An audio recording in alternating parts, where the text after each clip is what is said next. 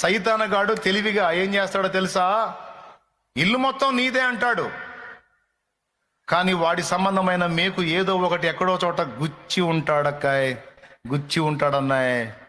దానికోసం వాడు వస్తాడు, దానికి సంబంధించి చెప్పడానికి వస్తాడు, వాడిది ఉందని చూపడానికి వస్తాడు, వాడికి హక్కుని వాడు నెరవేర్చుకోవడానికి వస్తాడు. వాడు మన దగ్గరకు రావద్దంటే వాడి సంబంధమైన మేకులు ఏ కోశానున్న పీకి బయటపడేయటం తప్ప మరో ప్రత్యామ్నాయం లేదు.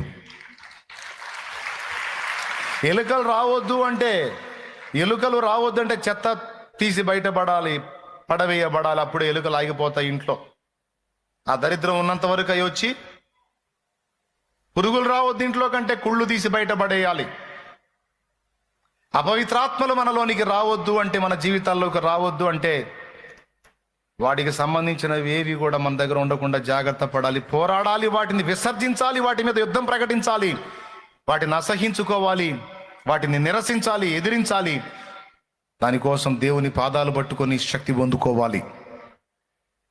వాటి సంబంధమైనవి ఏవి కూడా నాలో ఉండకుండా వాటిని యేసు నామములో దూరపరచు తండ్రి. పూర్తిగా నీ ఆత్మ సంబంధమైనవి నాలో ఉంచి నీ ఆత్మ నాలో నిలవరముగా ఉండేటట్లు నాకు సహాయము చేయమని గోజాడుకోవాలి, దేవుని పాదాలు పట్టుకోవాలి.